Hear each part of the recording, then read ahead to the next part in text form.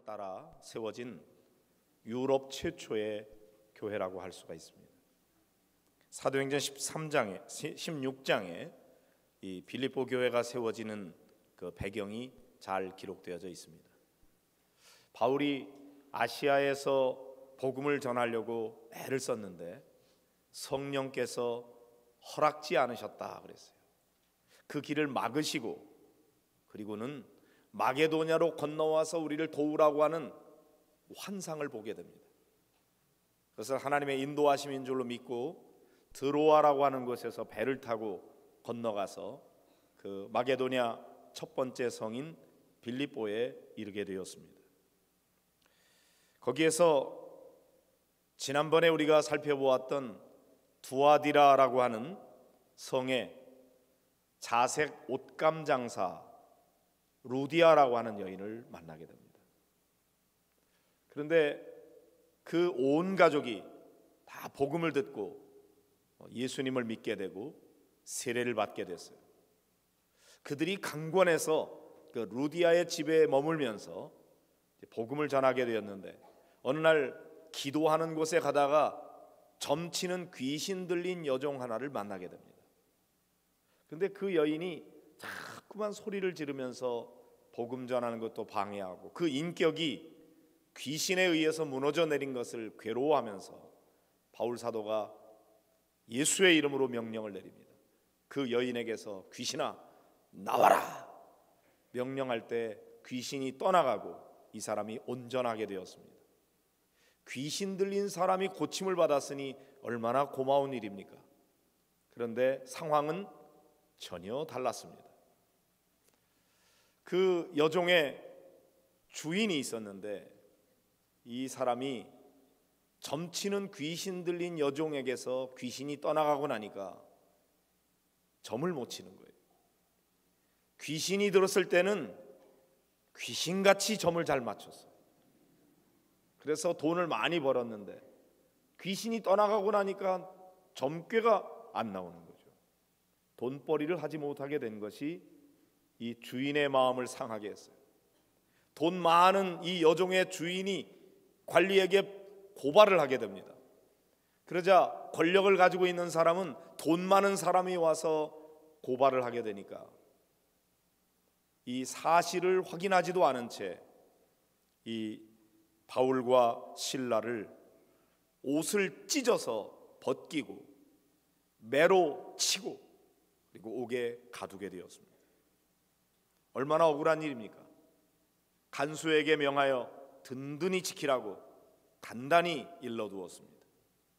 그 발을 착고에 채워두었는데 이 바울과 실라는 여기에 와서 하나님 앞에 원망하거나 불평하지 않았어요. 하나님 이게 뭡니까?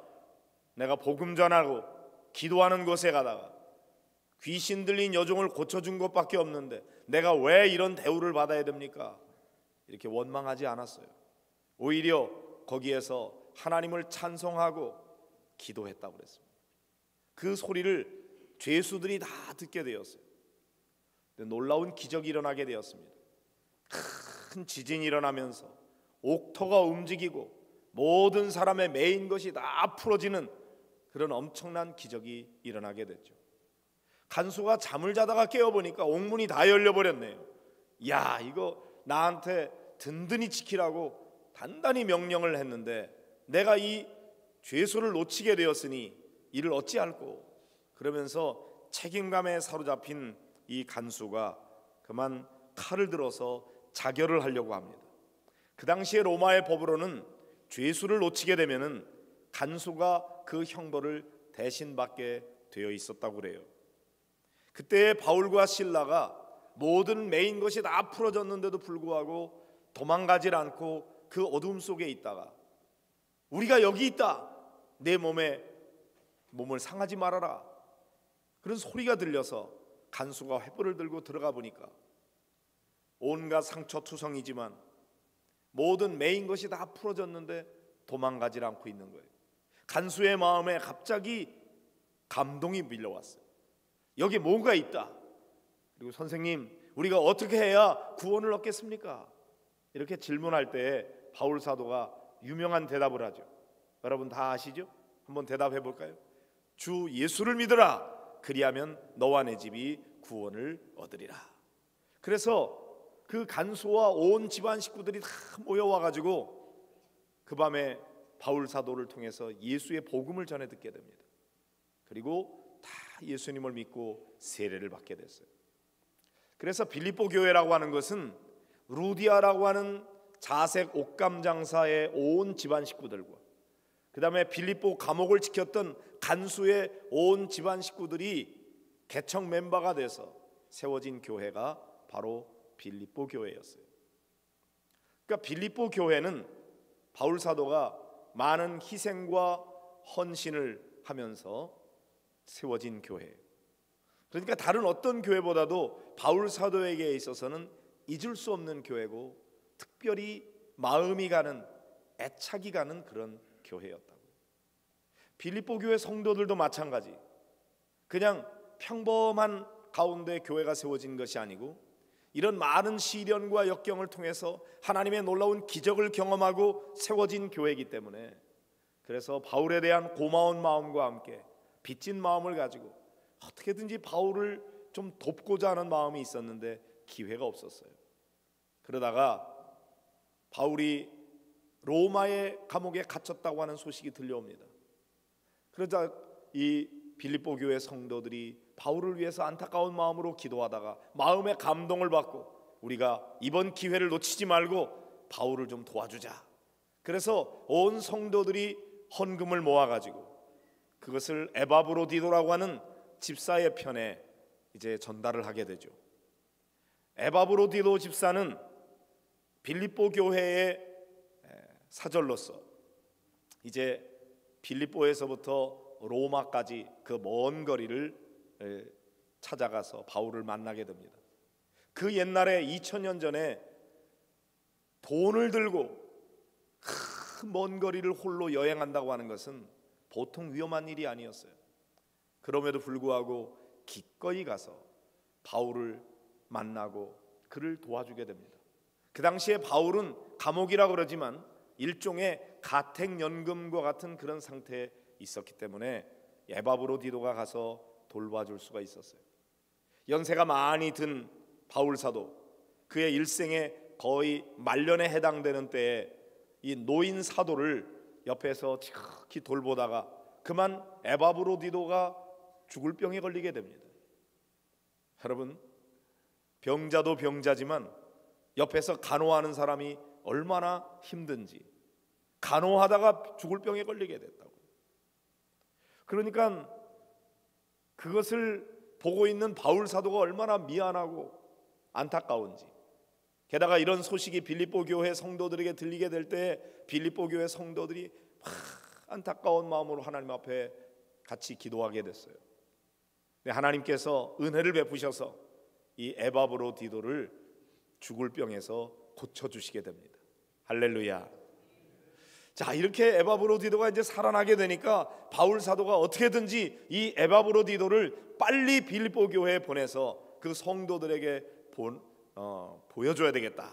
그런 마음으로 여러분들이 나를 사랑하고 위에서 헌금을 보내주고 이렇게 에바브로디도가 와서 나를 돌봐준 건 너무나 고맙습니다. 여러분들이 한 일은 참으로 아름다운 일이고 향기로운 제물입니다. 너무 고맙습니다. 그러나 여러분이 도와주지 않는다 할지라도 나는 어떠한 형편이든지 자족하는 비결을 배웠습니다.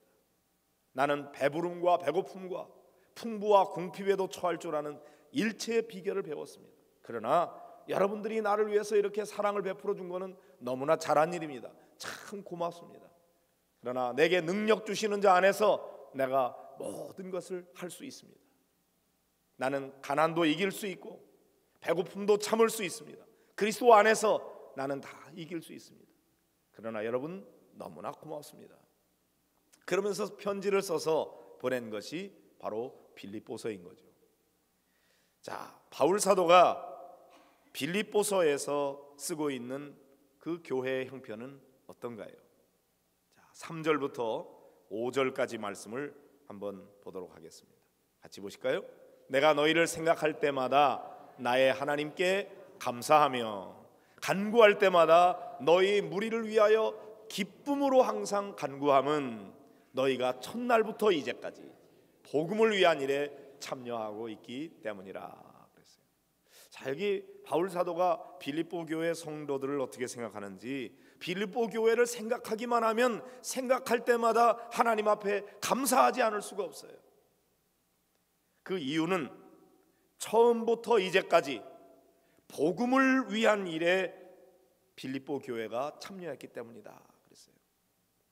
빌립보 교회는 바울 사도의 놀라운 복음의 동역자였습니다. 복음 전하는 일을 위해서 처음부터 이제까지 빌립보 교회가 바울과 함께 했던 거죠. 얼마나 귀한 교회이겠습니까? 그래서 바울이 하나님 앞에 감사하고 늘 기쁨으로 기도하는 대상이 되었던 것이죠. 우리 목양교회는 복음을 위한 일에 헌신하는 그런 교회가 되어지기를 원합니다. 여러분, 교회를 세우신 하나님의 목적이 무엇입니까? 영혼 구원하여 제자 삼는 데 있는 거예요. 교회가 만약에 복음 전하는 일을 하지 않는다면 교회는 교회가 아닌 것입니다. 교회가 사회복지를 위해서도 애써야 되고 교육도 시켜야 되고 해야 될 일이 많이 있지만 그 중에 가장 근본적인 교회의 존재 목적은 영혼 구원하는 일이에요. 복음 전하는 일이에요. 그래서 구원받게 된 성도가 예수 그리스도의 좋은 제자로 양육되고 훈련되는 일을 위해서 교회가 있는 것이죠. 빌립보 교회는 바로 그런 교회였다고요. 우리 목양교회도, 우리 목양교회 모든 성도들도, 우리의 목장들도 다 이렇게 되기를 주의 이름으로 축복합니다. 자, 6절을 보실까요? 시작. 너희 안에서 착한 일을 시작하신 이가 그리스도 예수의 날까지 이루실 줄을 우리는 확신하노라 그랬습니다. 자, 시작하신 분이 누구예요? 여기서 착한 일이라고 하는 거, 그거는 영혼 구원하는 일, 복음 전하는 일, 그런 겁니다. 그 일을 시작하신 분이 하나님이시죠. 근데 그 일을 그리스도 예수의 날까지 완성하실 분도 하나님이십니다. 우리가 주체가 돼서 하는 것 같지만 돌아보면 이게 다 하나님의 역사였구나 하는 것을 깨닫게 돼요. 우리를 택하신 분이 하나님이시요 우리를 부르신 분이 하나님이십니다. 그 하나님께서 우리들에게 죄를 깨닫게 하시고 우리들로 하여금 회개하게 하시고 예수 그리스도를 믿음으로 말미암아 의롭다함을 얻게 하시고 그리고 예수 그리스도를 닮아서 점점 더 거룩한 존재로 변화되게 하시는 이런 모든 구원의 여정이 우리가 하는 것이 아니라 우리를 부르신 그 하나님의 역사인 하나님께서 이것을 완성해 가실 것이라고 바울은 확신하고 있는 것이죠. 여러분도 그렇게 믿으시기를 바랍니다. 여러분을 부르시고 여기까지 인도하신 하나님께서 여러분의 구원을 완성하기까지 하나님께서 이끌어 가실 줄로 믿으시기를 바랍니다. 내가 내 믿음을 지키는 게 아니에요. 나의 노력과 헌신과 수고가 있지만 그러나 내가 주도하는 것이 아니라 하나님께서 이 일을 이끌어 가시고 우리가 거기에 순종하며 따라가는 것임을 깨닫게 되시기를 바랍니다. 자, 이제 7절 8절 같이 보실까요? 시작. 내가 너희 무리를 위하여 이와 같이 생각하는 것이 마땅하니 이는 너희가 내 마음에 있음이며 나의 매임과 복음을 변명함과 확정함에 너희가 다 나와 함께 은혜에 참여한 자가 됨이라. 내가 예수 그리스도의 심장으로 너희 무리를 얼마나 사모하는지 하나님이 내 증인이시니라. 여기 참 아름다운 표현이 나오고 있어요. 너희가 내 마음에 있음이며. 어떤 드라마의 그 대사가 생각나지 않습니까? 내 안에 너 있다. 바울이 원조인 것 같아요. 내 마음에 너희가 있다 이거죠. 바울 사도의 마음속에 빌립보 교회 성도들을 늘 품고 있었어요. 그 마음을 자리 잡고 있으면서 생각할 때마다 감사. 예수 그리스도의 심장으로 내가 너희를 얼마나 사모하는지 하나님이 증인이시다. 내가 거짓말하는 거 아니다. 하나님이 증인이시다. 예수 그리스도의 심장으로 그들을 사모하고 사랑한다고 표현하고 있습니다. 이 바울 사도와 빌립보 교회 성도들의 이 관계가 얼마나 친밀한 관계인지를 이 표현을 통해서 우리가 알 수가 있어요. 예수 그리스도의 심장으로 사랑한다, 사모한다 이거죠. 저는 우리 성도들이 그렇게 되면 좋겠어요. 우리 성도들끼리 목장 모임을 모일 때마다 일주일 동안 너무 보고 싶었어요. 왜 목장 모임을 일주일에 한 번만 모이라는지 모르겠어요. 매일 만나면 좋겠는데 내가 얼마나 보고 싶었는지. 예수 그리스도의 심장으로 당신을 사모한다고, 하나님이 나의 증인이시라고. 우리 목양교회 목장이 다 이렇게 되기를 간절히 소원합니다. 혹시나 누군가 멀리 여행을 갔다가 돌아오게 되면 내가 당신 얼마나 보고 싶었는 줄 알아? 예수 그리스도의 심장으로 당신 만나고 싶었어. 이렇게 서로 교제를 나눌 수 있는 그런 교회 만들어가게 되시기를 바랍니다. 빌립보 교회 성도들을 위한 바울의 기도가 그 다음에 이어지고 있는데 9절부터 11절입니다. 우리가 기도하는 내용과 어떻게 차이가 나는지 생각하면서 같이 읽어보겠습니다. 시작. 내가 기도하노라 너희 사랑을 지식과 총명으로 점점 더 풍성하게 하사 너희로 지극히 선한 것을 분별하며 또 진실하여 허물 없이 그리스도의 날까지 이르고 예수 그리스도로 말미암아 의의 열매가 가득하여 하나님의 영광과 찬송이 되기를 원하노라 그랬습니다. 자, 여기 바울 사도의 기도는 우선은 사랑이 점점 더 풍성하게 되기를 바란다고 그랬어요. 사랑하는 성도 여러분, 여러분이 신앙생활을 하면서 사랑이 점점 더 풍성하게 되기를 축복합니다. 더 많이 사랑스러운 사람이 되어야 돼요. 남을 위해서 희생할 줄 알고, 헌신할 줄 알고, 베풀 줄 알고, 나눌 줄 알고, 사랑이 점점 많아져야 돼요. 우리가 보다 더 정의로운 사회를 만들어 가려고도 해야 되지만 사랑이 점점 많아져야 돼요. 마음이 더 넓어지고 너그러워져야 됩니다. 마음이 더 좁쌀처럼 작아지면 안 돼요. 그래서 바울 사도는 빌립보 교회를 위해서 기도하면서 사랑이 점점 더 풍성해지기를 위해서 기도하고 있습니다. 그런데 지식과 총명으로 점점 더 풍성해지기를 바란다. 왜요? 그 이유는 지극히 선한 것을 분별해야 되기 때문인 거죠. 여러분, 이 분별한다고 하는 것, 무엇이 선한 건지 무엇이 악한 건지 무작정 사랑만 해서는 안 돼요. 그것은 무모한 일이 될 수가 있어요. 그런데 지식과 총명으로 선한 것이 무엇인지를 바르게 분별해서 사랑과 지식이 조화를 이루어야 되는 거죠. 그럴 때 올바른 사랑을 할 수가 있는 것입니다.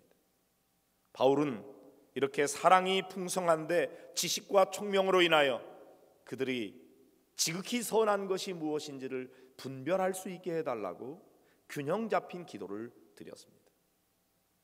그 다음에는 진실하여 허물이 없이 예수 그리스도의 날까지 이르기를 원한다고 그랬어요. 언젠가 예수 그리스도께서 이 땅에 다시 오실 때 그 역사의 종말에 우리가 하나님 앞에 다 서게 될 터인데 그때 허물이 없이 진실한 모습으로 마치 정결한 처녀처럼 신부처럼 그렇게 주님 앞에 설 수 있도록 정결한 자, 거룩한 자 되기를 위해서 기도했던 것이죠. 그냥 풍성한 삶이 아니고 의의 열매가 가득하게 해달라고 그렇게 또한 기도했습니다. 우리 성도들은 단순히 풍요로운 삶을 살아가는 데 목적이 있는 것이 아니고 어떻게 하면 예수 그리스도로 말미암아 우리가 더 의로운 삶을 살아갈 것이냐, 바른 삶이죠. 사람답게 사는 삶, 특별히 그리스도인다운 삶, 의의 열매가 가득하게 되기를 위해서 기도했어요. 그 결과가 무엇입니까? 하나님 앞에 영광이 되고 찬송이 되는 것이죠. 이 기도가 여러분의 기도가 되기를 바랍니다. 뿐만 아니라 여러분에게 이 기도가 응답되기를 주님의 이름으로 축복합니다. 그러므로 여러분이 사랑이 더 많아지는데 선한 것을 잘 분별할 수 있도록 지식과 총명이 더 많아지고, 그 다음에는 주님 앞에서 늘 허물이 없이 진실한 그런 삶을 끝까지 살아서, 그래서 예수 그리스도로 말미암아 의의 열매가 가득하여 여러분의 삶을 통해서 하나님 앞에 영광을 돌리고 하나님이 찬송을 받으시는 그런 삶이 되기를 축복합니다. 자, 1장 15절에 보면은 바울 사도가 그리스도를 전파하는데 어떤 사람들은 착한 뜻으로 그리스도를 전파해요. 그런데 또 어떤 사람들은 투기와 분쟁으로 하는 사람들이 있었다는 거죠. 전도를 하는데 사랑으로 하는 사람들이 있어요. 순수한 마음으로 해요. 그런데 어떤 사람들은 순수하지 못하게 다툼으로 혹은 경쟁심으로 전하는 사람들이 있었다 이거죠. 무슨 얘기입니까? 초대교회에, 고린도 교회도 특별히 그런 파벌이 있었지만 바울파, 아볼로파, 게바파 혹은 또 예수파 파벌이 있었어요. 바울이 워낙 복음을 능력 있게 전하다 보니까 바울을 따르는 그 바울파의 사람들이 득세하고 있었죠. 그런데 바울이 옥에 딱 갇혔으니 이제야말로 우리가 파워게임에서 바울의 콧대를 납작하게 하고 우리 파가 득세할 기회가 왔다. 그러면서 바울이 옥에 갇힌 것을 은근히 기뻐하면서 박수치면서 이제는 우리가 복음을 전해서 우리가 더 잘 그리스도를 전파한다고 한번 뻐겨보자, 이런 시기하고 다투는 마음으로, 순수하지 못한 경쟁심으로 이렇게 복음을 전하는 사람들이 있었다는 거죠. 옥에 갇힌 바울이 이런 소식을 들었을 때 얼마나 기분이 상했을까요? 어쩌면 이럴 수가 있나? 내가 복음 전하다가 옥에 갇혔으면 다 마음 아파하고 괴로워하면서 중보하며 기도해야 되는데 너는 거기 가만히 있어. 더 오래도록 있으면 좋겠어. 이제는 우리가 복음 전할 거야. 그런 소식이 들렸을 때 바울이 너무나 마음이 아팠을 거예요. 그런데 바울이 얼마나 통이 큰 사람인지, 얘들아, 순수한 뜻으로 사랑의 마음으로 그리스도를 전하든지 다툼이나 또는 경쟁심으로 그리스도를 전파하든지, 내가 하려고 하는 것이 그리스도를 전하려고 하는 건데 이런 뜻으로 하나 저런 뜻으로 하나 결국 전파되는 것은 그리스도가 아니냐. 그리스도만 전파된다면 나는 이로 인하여 기뻐하고 또한 기뻐하노라. 와, 바울이 정말 젠틀한 사람이었어요. 얼마나 통이 큰 사람이었는지. 체구는 작은 사람이었는데 마음은 너무나 크고 넓은 사람이었다고요. 좀 이런 사람이 되면 좋겠다, 그런 생각이 듭니다. 아멘 안 하잖아요. 바울은 이왕이면 순수한 마음으로 복음을 전하는 게 좋지만, 그러나 어떤 태도로 하든지 그리스도만 전파된다면 나는 기쁘다. 바울은 특별히 내가 이 로마의 감옥에 갇히지 않았더라면 어떻게 로마의 시위대 대원들에게 복음을 전할 수 있는 기회를 얻을 수 있었겠느냐. 그런데 내가 옥에 갇힘으로 말미암아 이 로마의 시위대 대원들에게 복음을 전할 수 있는 기회가 왔으니 나는 이로 인하여 기뻐하고 또한 기뻐하노라. 여러분, 이 빌립보서를 별명을 붙였는데 빌립보서의 별명이 기쁨의 편지예요. 옥에 갇힌 사람에게 뭐 그렇게 기쁜 일이 있겠어요? 그러나 바울은 지금 기쁨으로 충만합니다. 복음이 전파되는 것으로 인해서 기뻐하고, 나는 사실 개인적으로는 빨리 이 세상을 떠나서 주님과 함께 있는 게 더 좋다. 그러나 내가 이 땅에 사는 것은 내게 맡겨주신 사명 때문에 사는 거다. 그렇지만 나는 복음이 전파된다면 내가 어떤 취급을 받든지 상관없다. 너희들도 주 안에서 항상 기뻐해라. 내가 다시 말하노니 기뻐해라. 이렇게 기쁨으로 충만한 바울의 태도를 우리가 보게 되는 것이죠. 이 빌립보서에 보면은 2장 3절하고 2장 14절을 보면은 빌립보 교회에도 다툼과 허영이 있었고 원망과 시비가 있었던 것 같습니다. 교회마다 이거를 이기기가 참 어려운 것 같아요. 다 예수 믿으면서 서로 귀하게 여기고 서로 섬기고 사랑하고 돌봐주면 좋은데 너니 내니 하면서 다투고 원망하고 그런 경우가 많이 있어요. 바울은 그들에게 대해서 어떻게 하라고 그럽니까? 2장 2절을 보실까요? 시작. 마음을 같이하여 같은 사랑을 가지고 뜻을 합하며 한 마음을 품어라 그랬어요. 4장 2절도 보시겠습니다. 내가 유오디아를 권하고 순두개를 권하노니 주 안에서 같은 마음을 품어라. 가만히 보니까 유오디아라고 하는 여인과 순두개라고 하는 여인 사이에 다툼이 있었어요. 바울이 같은 마음을 품어라. 이 같은 마음은 뭐예요? 어떤 마음이에요? 빌립보서 2장 5절 이하에 보면은 예수님의 마음을 품어라.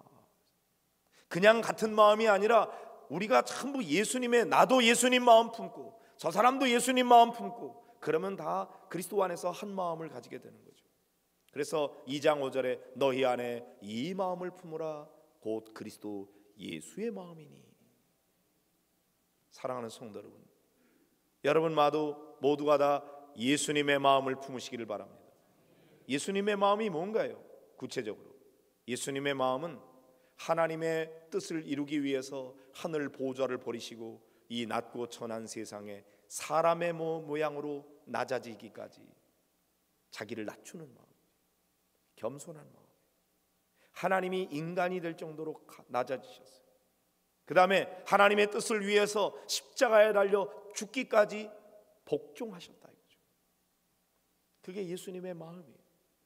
여기 예수님의 마음이라는 말을 다른 영어 표현으로 보면은 attitude라는 단어를 쓰고 있어요. 그런 마음의 태도를 가리키는 겁니다. 여러분, 언제나 우리가 예수님처럼 더 겸손하고 온유하고 순종하고 자기를 낮추는 거예요. 그때 하나님께서 그를 지극히 높여서 모든 이름 위에 뛰어난 이름을 주시고 하늘에 있는 자들, 땅에 있는 자들, 땅 아래에 있는 자들로 다 예수의 이름에 무릎을 꿇게 하시는 거죠. 우리가 예수님을 이용해서 더 높은 자리에 올라가려고 하는 것이 아니라 우리 신앙의 목표는 예수님을 닮는 것인데 예수님의 태도를 닮는 거예요. 예수님의 겸손을 배우고 예수님의 복종을 배우고 그런 삶의 태도를 가지고 살아가는 것이 교회 안에 많은 다툼과 허영, 원망과 시비를 풀어가는 가장 중요한 해법인 것이죠. 사랑하는 성도 여러분, 여러분들이 예수님의 성품을 닮아가는 것을 목표로 하시기를 바랍니다. 예수님의 성품을 닮게 해달라고 기도하시고 그리고 예수님의 성품을 닮으려고 여러분이 몸부림치면서 성령의 인도하심을 따라 예수님을 나타내는 그런 여러분들의 삶이 되시기를 바랍니다. 바울은 3장 20절에서 우리가 하늘의 시민권을 가진 자임을 밝히고 있습니다.